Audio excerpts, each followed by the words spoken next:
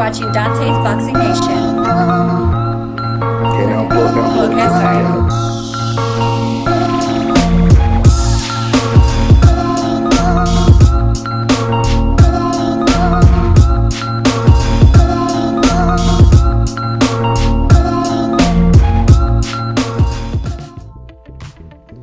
Dante's Boxing Nation, what's going on, guys?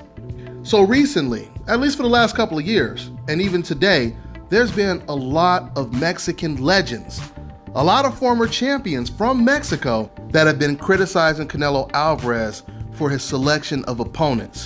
Juan Manuel Marquez, he's been criticizing Canelo for years, and Canelo got so upset that he challenged Marquez to a fight.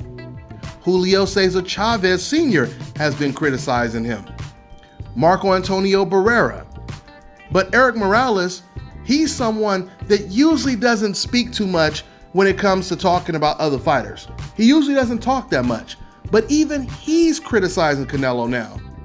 Because he said last week right before the fight that Canelo always fights big names that are towards the end of their career, basically shot fighters. He also said it seems that fans are always waiting for something from Canelo Alvarez. Like we waited for the Golovkin fight for about 2 years. We're now waiting for the Charlo fight. We're waiting for the Andre fight. You guys get the point. So anyway, after Erik Morales said this, Canelo Alvarez's trainer Reynoso, he came back and he responded to what Erik Morales said, which I thought was interesting. I couldn't wait to hear what he would say. And this is what he said, quote, "What a shame to read champions and former champions minimize the success of a compatriot and fellow professional who began as they from below, of a sport that perfectly knows the sacrifices and the danger it represents. Perfection does not exist. The companionship, yes. Hashtag respect," and then he put a little Mexican flag there. Now guys, you know what surprises me the most about what Reynoso just said right there? Is never did he try to debunk or deny anything that Erik Morales said. He didn't deny anything. He didn't disagree with anything that Erik Morales said. His only point was, how could you say this about another Mexican? Because that's exactly what he meant when he said, how can you say this about a compatriot?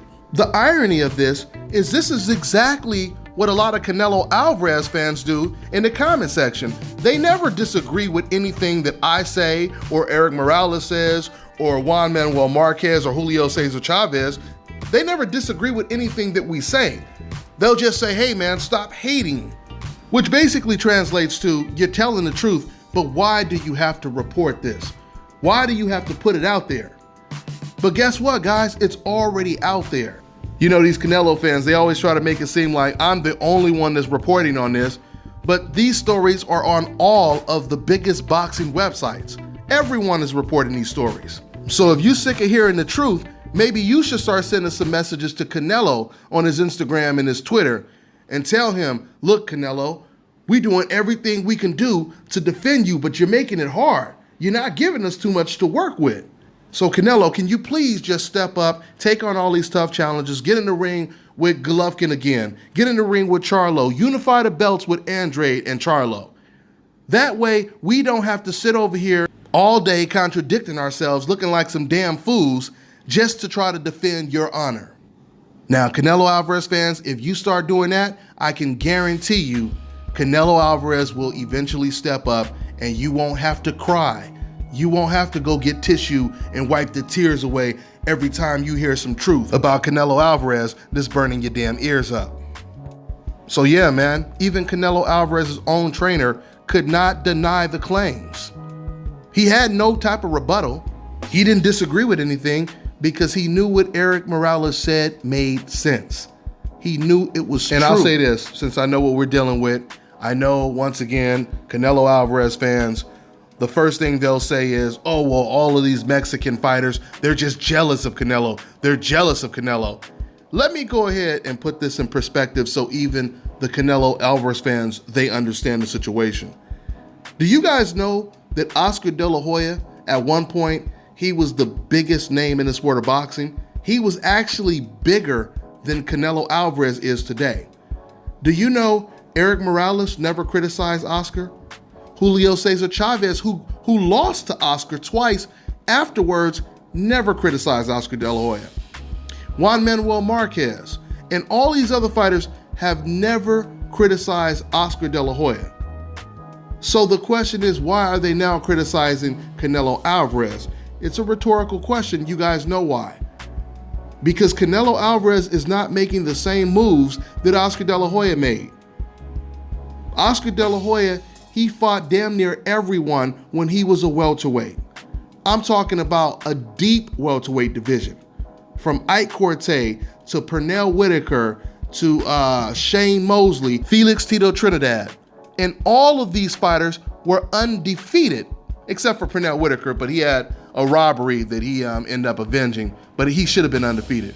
So you could pretty much say all those guys were undefeated, right?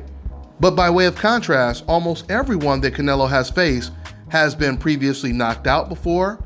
And just like Erik Morales is saying, they're older, they're past their prime. They're not undefeated fighters, if you will. Now, once again, I told you guys already, when Canelo does the right thing, I give him his credit. When Canelo Alvarez signed to fight Danny Jacobs, even though I predicted he would fight Danny Jacobs after I seen Jacobs' performance against Sergey Demeryevchenko, I said I would not be surprised if now Canelo has the confidence to fight him. But I still gave him credit when he signed the contract because Danny Jacobs was one of the best middleweights in the world at the time, right? So when he gave him credit, when he beat Danny Jacobs, I gave him credit. I even went so far as to believing that Canelo Alvarez will go ahead and now fight Charlo. He will fight Demetrius Andrade. I told you guys on numerous videos, I believe Canelo is going to actually fight these guys. But Canelo, he made me look like a damn fool by going from 1 minute saying that he's going to unify the belts to all of a sudden saying he has no interest at all in facing Demetrius Andrade. And then he just completely gave up his WBC belt to avoid Charlo. Now Charlo is the champion in that division.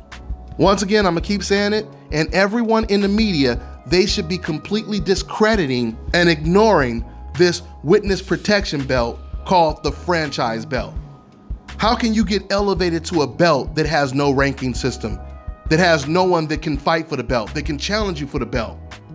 You know what that means, guys? That means if Canelo loses his next 5 fights, he's still considered the franchise champion. That's why I told you that belt is no different than a belt you pick up at Walmart. The only difference is it's more fancier, and it'll create a lot more attention if you're walking down the street with it. So I'm telling you guys right now, things are just gonna get worse for Canelo. More and more people are gonna start listening to Erik Morales, Julio Cesar Chavez, and they're gonna get more comfortable with coming out and saying, you know what, I agree with Erik. This guy needs to step up. He needs to fight this guy. He needs to fight that guy.